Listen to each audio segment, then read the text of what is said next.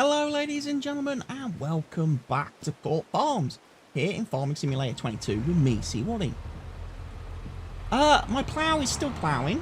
I've handed him over to one of Giant's workers, because what I would like to start to do in today's video is start on seeding. Now, we have just recently ploughed, obviously, the field over here. Okay, I believe we've ploughed that field. We have ploughed that field. It will, of course, have stones on it. However, we do not currently have a stone picker, nor do I really have the finances to go and buy myself a stone picker. So, what I've decided to do instead, ladies, is get on with some seeding of my own, whilst I've still got money, and whilst I still can afford to buy crops and things. Now, what we have got on here, if I bump into things, we go and check the crop calendar later. We have got the ability to sow right now wheat, barley, canola, oats, linseed, rye, and alfalfa. Now, we've already looked at this in previous videos, in early episode. We think we're going to be doing, basically this year, we're going to be doing barley, oats, and wheat on our 3 fields. Those are the crops I think I'm going for, that I'm going to be seeding. So we just need to get into the field a little bit. Like I say, now the field has got, sadly, a lot of stones on it,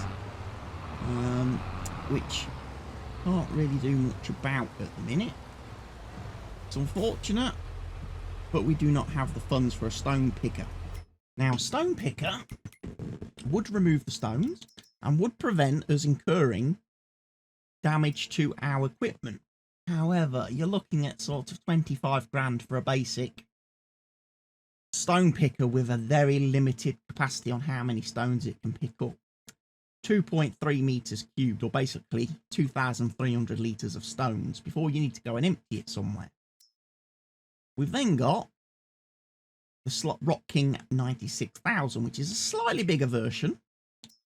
Okay, get an extra almost half a meter's working weight and 3,800 litres capacity. And then we move on to the Scorpios.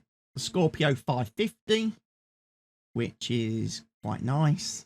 2 meter cubed capacity, 5.5 meters. Or we move on to the Scorpio 710, which has a whopping 25,000 litre capacity and is 9.5 meters wide and very good at picking up stones. That is a mod available on the mod hub to download, and that's the one I would basically recommend everyone go for if you're going to do stone collecting, because you'll soon realise just how awful stone collecting is.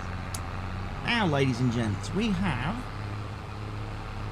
got a field to do. So, first things first, let's turn on the GPS. Right, we are going to put the lines up a bit higher today, so I can see them. Ploughing course has been saved. What we need to do next, so that is currently loaded up for ploughing course. Right, well, I can rotate that. I don't really want that, so I'm going to make myself a nice new course. Now, the way to do that is just to put down an A marker, drive along your lovely field, 15 metres or so, and there we go. We get a thing. Now, we do need to reset the offset, because there is one. We're going to auto whip, so we are 4 meters, I do believe. Let's just check that. Now, we have got our power harrow attack, which is 4 meters, and we have got our seeder attack, which is 4 meters. Good. That's what we like to see. So, I've lowered. Have I lowered it? Have now.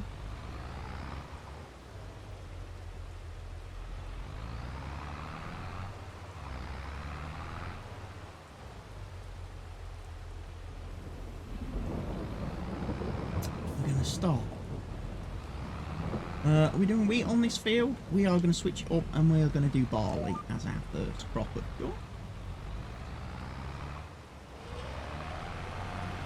Okay, so that turns on.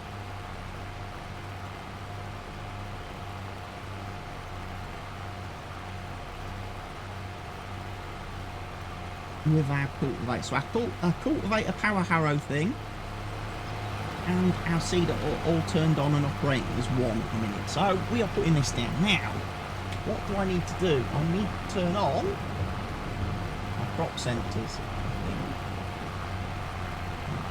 There we go. And we have got, you'll notice in the help menu in the top left, we have got variable seed rate currently set to auto. So we are auto seeding, ladies and gents.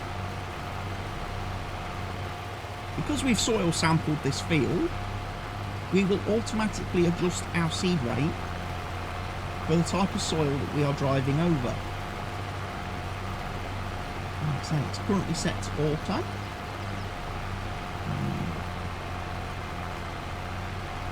I can deactivate that and set it to manual. And I can manually control how much seed I'm putting on the fields. If I wanted to overseed or something. But pretty much with precision farming, I find it's better if you leave it set to auto and let it automatically adjust based on the type of soil it's detecting. Now obviously I'm going very slowly at the minute because, as you can see, in these lovely rainy wet conditions, my tractor is sinking into the soil a little bit and getting a little bit bogged down. It's a little bit too wet for this. With the mud system mod in force and active.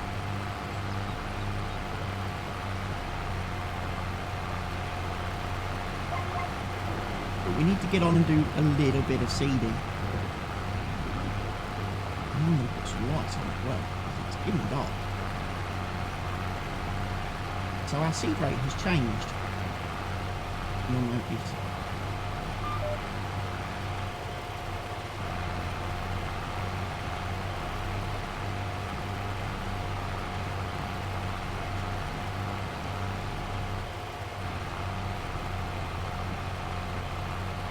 Not really lifting, is it? I would say. Because it is catching on the back there.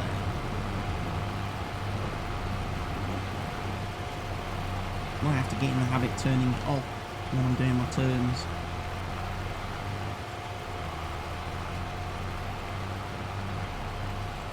Perhaps this seeder and cultivator combination really needs to be on the John Deere, which is the slightly larger of my two machines.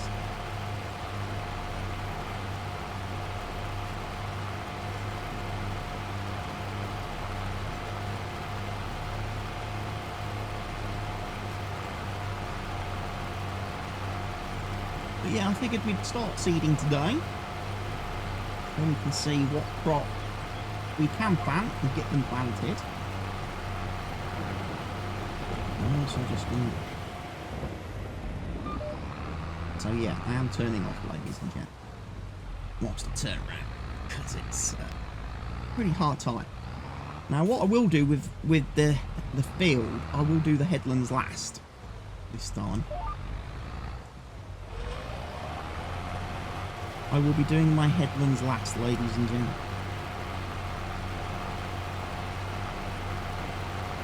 As you would in real life when seeding, so as not to cause compaction on top of your freshly planted seed. Although some people say, because you have to roll in this game, and you do have to roll after seeding, but actually making sure that the soil is nicely packed around the seed gives it a much better soil to seed contact ratio, which helps promote good growth. So actually, some people say compaction not a bad thing after seeding.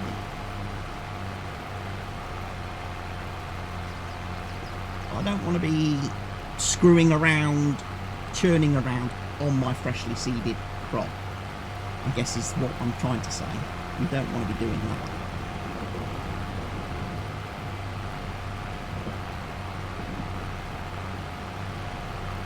Because obviously these big chunky tyres tend to make quite a mess.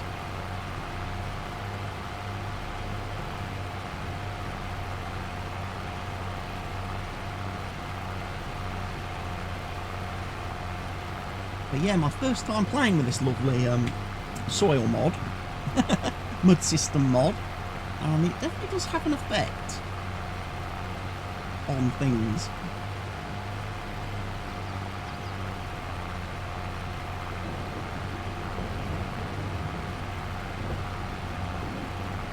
It's definitely making life slow for me.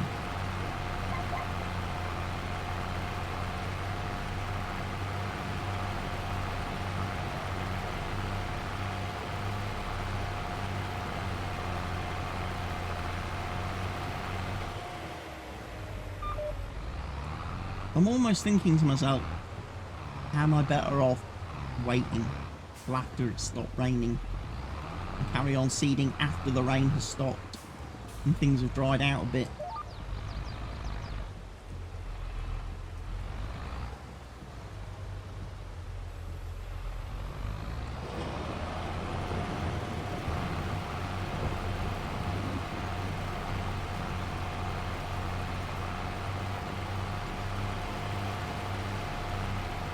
We have got seeder action, ladies and gents.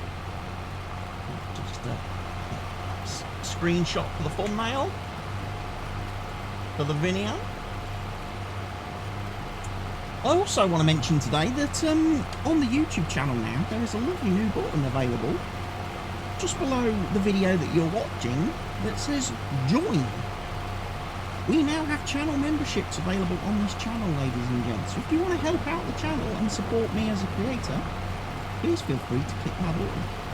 There are several perks that come with channel membership, including early access to videos before anyone else on YouTube. Members get early access to future uploads and videos. There's also other perks, like if I do a live stream on YouTube, like I've been doing sometimes with my Ringwoods and with my multiplayer sessions, channel members get exclusive chat. They can chat during the live streams exclusively. No one else on YouTube, normal subscribers, normal viewers cannot participate in live chats during those streams. So that's a lovely perk for you channel members. Also, you get some lovely badges and you get to use some lovely channel emotes as well when you're leaving comments and stuff. Also, as a channel member, if you leave a comment on the video, you get priority response. You guarantee that you will get a response from them to your comment.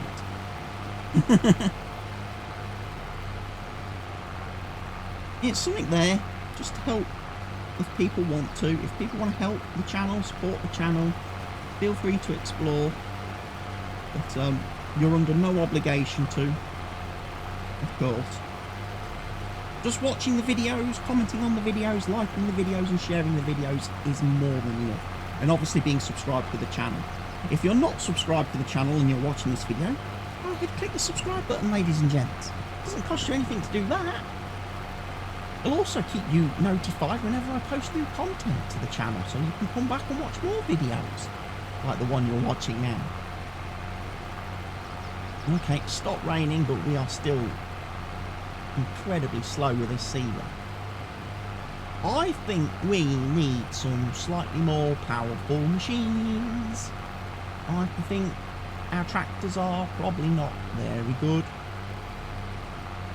And we're going to have to upgrade them to something with a little more oomph.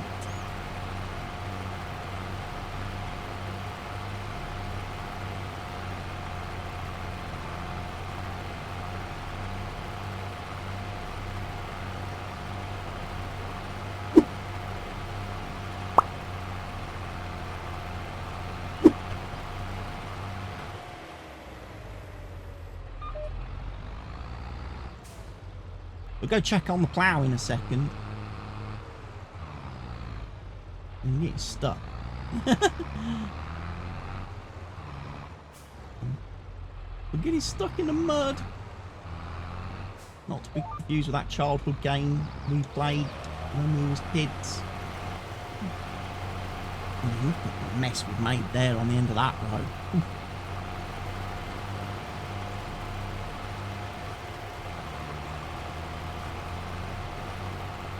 And I was thinking about doing some contracts. I was like looking at the contract screen before I started recording, thinking there's a lot of harvest contracts. We could go out and do some harvest contracts, earn some money. But then obviously with the rain that we keep having on the map, I wouldn't have been able to have done any harvesting. I would have been rained off.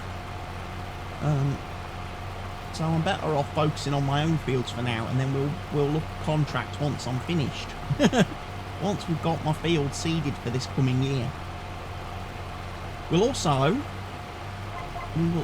look at doing mowing. Oh no! I've just noticed Mr. Ploughman has stopped ploughing. That's not good. That is not good.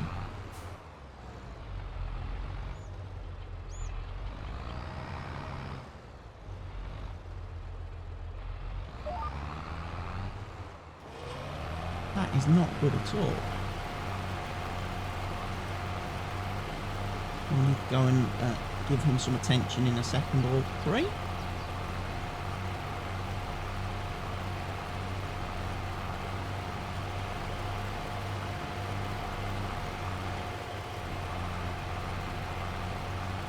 So slow.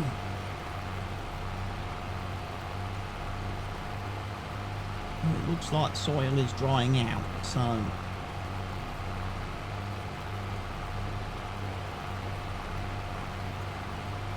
normal speed is almost achieved.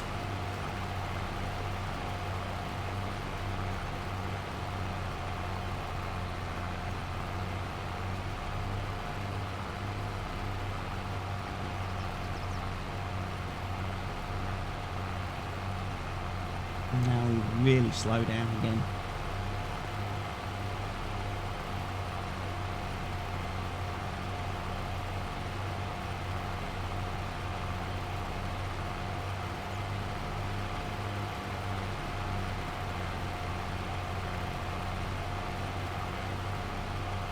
I should have checked what the weight of this equipment was, really,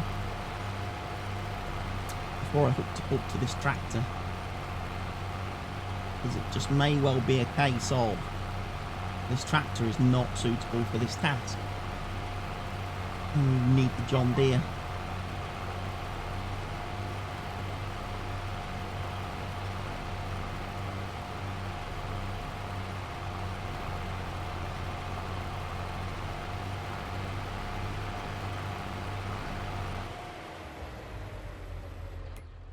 Let's have a look. Let's double check the weight on this, shall we? We own Harrow. That weighs 1.9 tons. Our Seeder weighs 2.2 tons empty. Then we've got the weight of the seed on top of that. So that's nearly 4.1 tons on the back of this tractor. And this tractor is only 170 horsepower.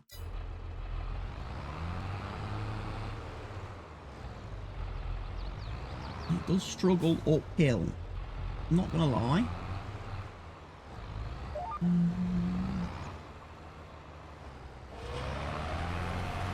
I'm wondering already if I should maybe be selling the tractors and leasing 2 new ones with the lease to buy option. Which is also available with a lovely mod here on PC, which allows you to lease equipment and then buy it. Once you, basically, you're leasing, the leasing costs that you incur come off the cost of the machine. So basically, you're paying for the machine over time. It's a great little mod, that. But yeah, we could maybe sell the 2 tractors and get something that has a little... 2 machines with a little bit more power, but obviously we don't want anything too big Because we've got to remember, we've got to be able to navigate and get around the farm. Right, just gonna stop him there, because we're gonna go run over to the plough. I don't know why the ploughman has stopped. Really don't. I also don't know why he's missed bits of the field, but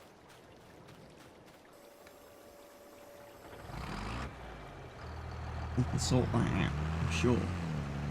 Manually.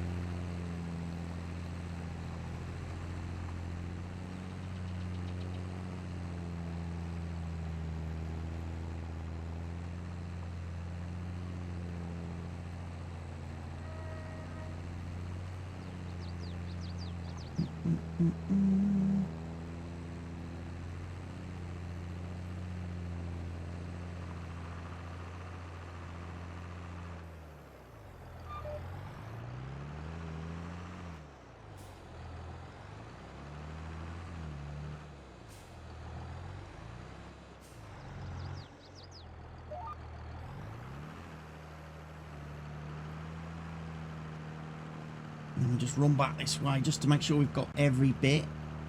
Because like I say, it looks like the worker decided to abandon the task halfway through. Well, not halfway through, because I literally just started him like in the middle here. I've ploughed all this field thus far. And then just decided, because he's only got this little bit to finish off, that I would let the AI take over. Well, that seems to be a mistake. Never trust the AI, ladies and gents. Oh, something else I should have pointed out as well in the last video, okay, when I was equipping my precision farm, when I was doing the soil sampling and stuff, and obviously I equipped these lovely sensors to my tractor's wing mirrors. What I failed to mention was these sensors only work in the daytime. They only work in daylight. It needs to be a nice sunny day for those sensors, crop sensors, to work. If it's not sunny, or you're working at night, those sensors will not function. So, if you're the type of player that likes to do tasks in the dark, you will need to come down to the miscellaneous section of the store. Okay. Miscellaneous. And you will need to buy yourselves one of these Isaria proactive sensors. Now, you can get it with weights if you want weights on it. Okay. To replace a front weight on a tractor. And these can be used all the time.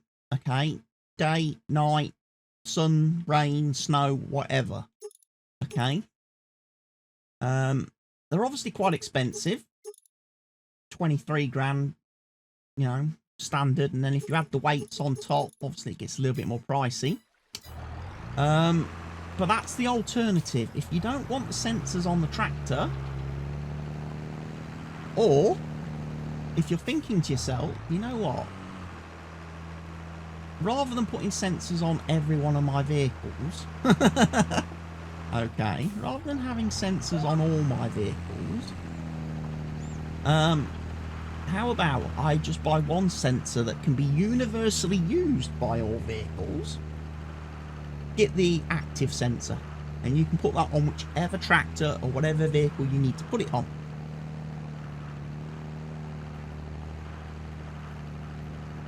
The only reason I remember to mention that now is because I've just bought sensors for my Massey Ferguson, and that was expensive. And I've obviously bought sensors for this tractor as well. They were expensive. I could have saved myself some money by just getting the one sensor. Because obviously, right now whilst I'm ploughing, I don't require sensors on this tractor. You don't require sensors for ploughing or cultivating. Okay? or stone collecting, or rolling, or mulching, or those kind of tasks. You don't need it. What you need the sensor for is seeding, fertilizing, lime spreading, that kind of stuff. So if you're not doing that, it's a bit of a waste to have sensors on the vehicle. So yeah, I've perhaps slipped up a little bit there again. Learn from my mistakes, new players, and realise you don't need to put sensors on every vehicle. Stop. Think. Now, GPS, on the other hand, the guidance steering, that's useful to have on every vehicle, definitely. And I've made sure my Massey Ferguson has guidance steering, because obviously it's much nicer when seeding if you're not weaving and wobbling about all over the field, going over ground you've already gone over, wasting seed on areas that you've already seeded, or fertiliser on areas that you've already fertilised. So definitely it's nice to have GPS for when you're doing tasks like that. Saves on product wastage. But yes, I did figure out as well that I do need to rotate the plough. We do need to rotate our lovely little plough, ladies and gentlemen. I think one of the things as well I like about raising the guidance steering lines is that it looks like it's being projected from the sensor on top of the tractor. Also helps when you've got crops growing that you can actually see the lines better. But yes, there's quite a lot of fields around us that you can see that are currently ready for harvesting here in September. Some nice contracts out there to go and do some lovely harvesting. I may think about it. May think about doing a harvesting job. Trouble is, it's going to tie up a tractor. It's going to tie up a tractor because we're going to need to put it on the trailer.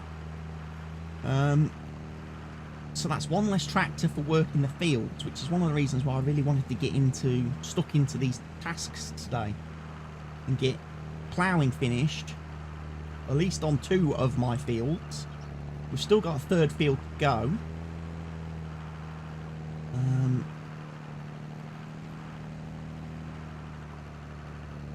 But we'll have a think on that one.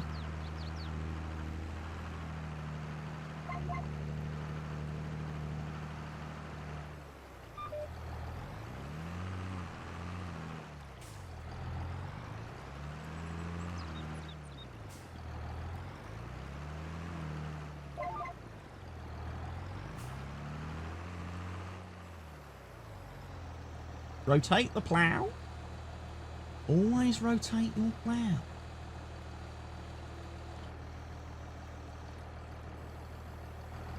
If you don't have offset reversal on, rotate your plough.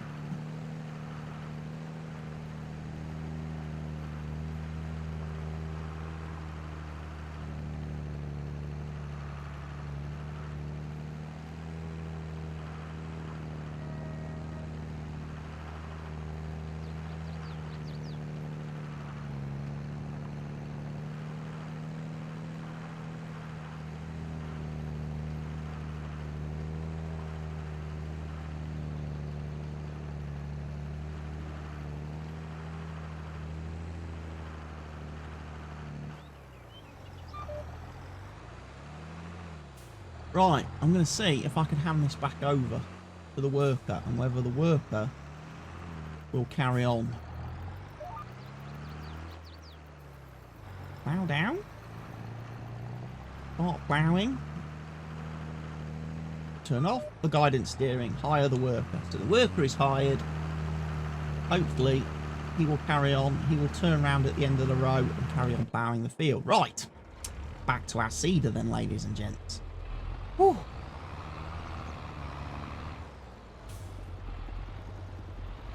And like I say, variable seed rate is still a thing.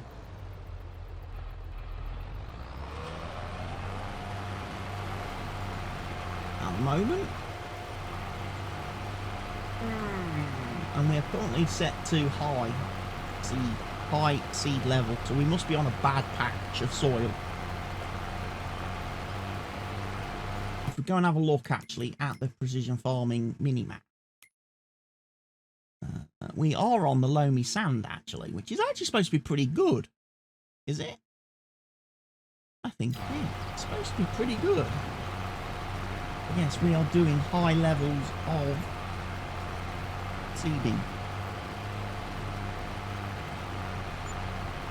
And then we'll need to worry about fertilising.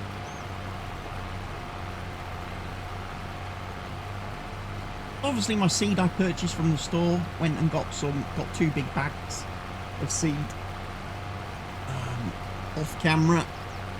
I didn't want to buy too many, and I haven't got a trailer to be able, or any way of transporting loads of bags or pallets of product at the minute. So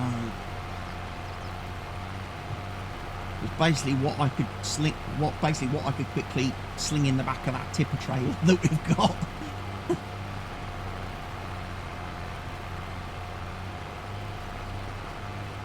I mean, this field obviously gets quite steep as we get near the farm, and I think it's just the elevation that is causing an issue for this tractor. Because on the flat, it seems to cope quite well. It seems to cope okay. But we are noticing, definitely noticing, that it doesn't cope too well going up the hill back to the farm.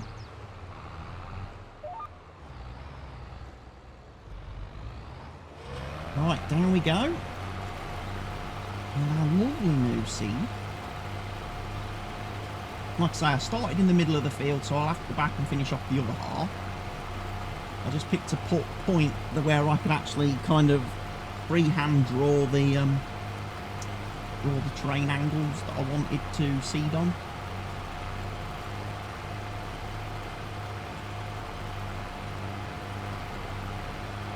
And of course, I will save this course, by the way, in the course planner.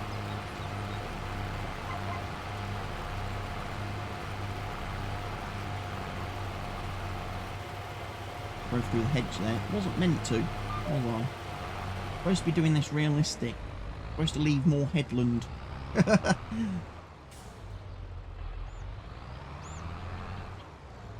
Oh. It is tough. It's easy when the hedges actually have collision. But then I know that irritates a lot of players.